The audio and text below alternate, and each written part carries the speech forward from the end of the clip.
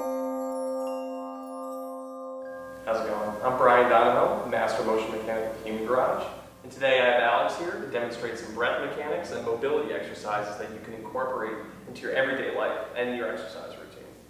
So, the very first thing is taking a de-stressed environment and turning it into a calm, peaceful environment. And that's easier said than done when actually people are constantly chest breathing. And I know Alex here, when naturally breathing, is a chest breather. And if you can demo that for us, Alex. You see her chest rises up and her stomach goes in. And those are actually quite reverse mechanics. But what happens is aesthetically, if somebody does this, they have a nice posture. But naturally, the body is feeling a little uneasy about that. So how do we get the body de-stressed? What we do, without compromising any slouching, we just inhale into the stomach. So instead of the chest rising up, we have the stomach expanding. As chest breathers primarily move from these muscles up here, and they don't actually stimulate and use their diaphragm properly, which that internal pressure that your diaphragm creates when it drops down helps regulate every organ system in the body. And what we work with here is pressure, and understanding how to control pressure within your body. So first we're going to evaluate the body and see what Alex does. Inhale, exhale. So right away Alex actually is one of those chest breathers, and if you stand to the side, inhale, you see how her chest rises up, her back begins to arch, and she almost gets pulled upward through a breath. And what your body is supposed to be doing is dropping down. And the dropping down really is your diaphragm moving. Not your body physically dropping down, but your internal pressure is pulled. Like a suction cup or like a syringe drawing out, you want to inhale and fill up your belly. So if you actually just stand like that, you can see your stomach. Inhale, exhale. Now you're not going to breathe like that. What you're going to do is actually put your hands here, but you can see what she needs to do. So inhale, breathe, exhale. Diaphragm drops down, pelvic floor, those muscles, those areas right in between where the legs split, and all the way down and behind, they drop down. Inhale, exhale. Now to figure out where your pelvic floor muscles are, it's almost like if you contract. The same muscles you would use to stop a urine flow, for example, are the muscles that need to relax. So you can practice feeling that. Inhale, exhale. Beautiful. And one last thing to show the importance. Our adrenals and our kidneys sit right here. And what they need to rely on the diaphragm dropping down. And when the diaphragm drops down, it creates that suction pressure, and it regulates the whole organ system. So they need to be stimulated properly. Your adrenals are in your balance between your sympathetic, fight or flight, or your parasympathetic, rest and digest. And you want to be balanced in between the two. So use breath to help regulate that. The next thing I want to talk about is some ankle mobility. So when we squat, we all worry about our hips and our knees, but our ankles are one of the most important joints because the foot is what responds as how the body really reacts to the environment. So ankle mobility is quite important. And what we can do is add in a little bit of footwork too, and you're going to do those ankle stirs. So you're going to roll that ankle, allow that toe to roll over, and you're really circumducting that little joint right here. That's the talus, and that's the bottom of the tibia right there, rolling over each other. And the calcaneus right here, you can tell when that pushes in, you're good there, but as you roll around, if you can't get anything that happens here, and you feel pain, you might want to take this back a little bit. Also, people that have bunions or any foot injuries or toe injuries, you might want to sit down, and I'll show a different one. So we talked about that calcaneus being stuck. What you can do is you have either a partner or yourself, grab that ankle right there, and you just start mobilizing it yourself. Allow that foot to move. Good. And you want nice and fluid. You don't want chunky hexagonal movements. You want a nice circular movement going both directions. Excellent. Good. And once you get that moving, you can stand right up. Like I said, these can be incorporated right before a workout or any time during the day. We call these the Egyptians. So I'm going to have Alex turn around and demonstrate most of this. And what you're going to do is this sort of a lunge, loosen up the hips, but we're really incorporating this rotation and this lean. So what we're going to have is Alex's lead arm, the arm that she's looking towards, as a supinated upward position, and the backhand is pronated. So what she's doing, she's separating the shoulder blades, twisting, reaching apart, separating. Inhale, exhale, bring it back, contract, rotate the other way, and looking this way. And it really separates. And you just keep going, back and forth. Nice fluid motion. And look graceful. Excellent. All right, another thing I want to do is proper squat or rest position. So we refer to this as ass to grass, but you're going to go all the way down. Now, this is not a loaded squat that you would be putting a barbell on your back. This is a rest position for human movement. So you're going to drop all the way down, Alex. Okay? And what she's doing right here is she is allowing her tailbone to sit. She's not loading a squat right now. She's just resting. Now, there are some things people will do where they'll slouch down. This causes an anterior shift and a low spine. I don't want that. I want a little bit of engagement, a little bit of a pickup. There you go. You can almost rest your elbows on your knees right there.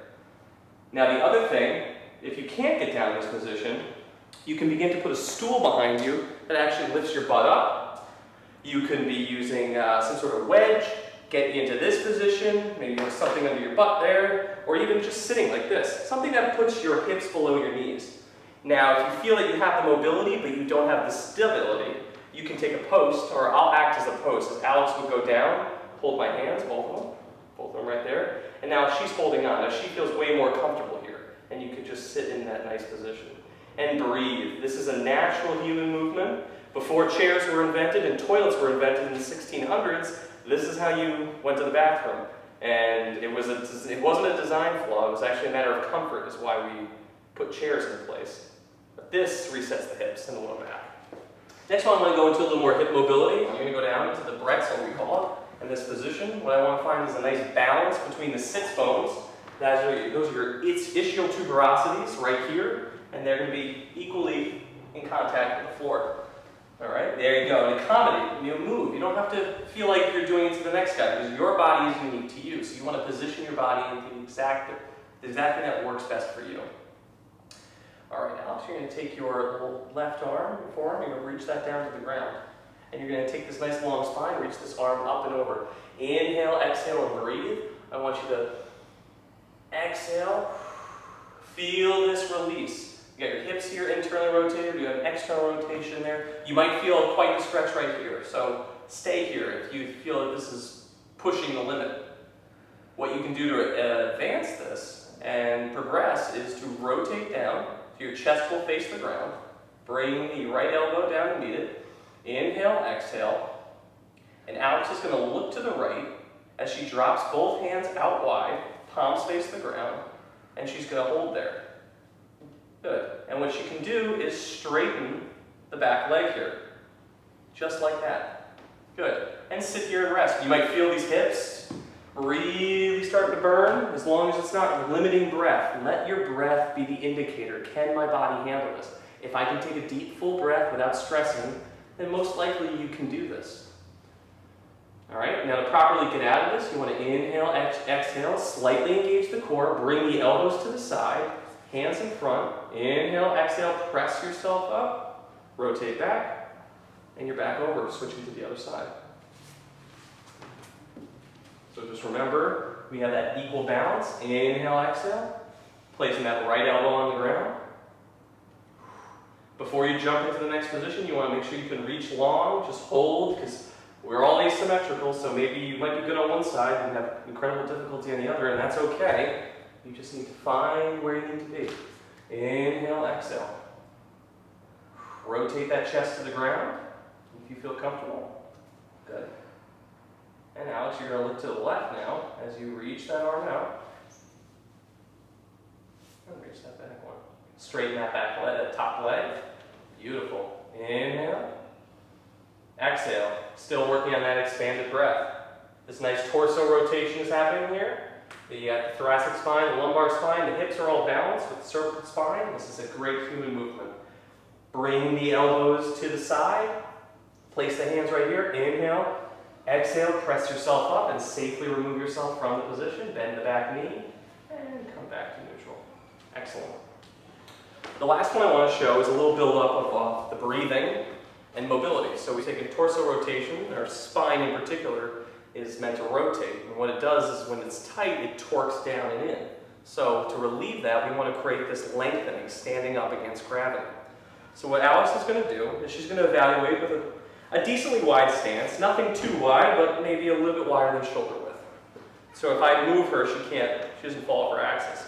For you, just probably a little bit closer. Good. Enhance to the side.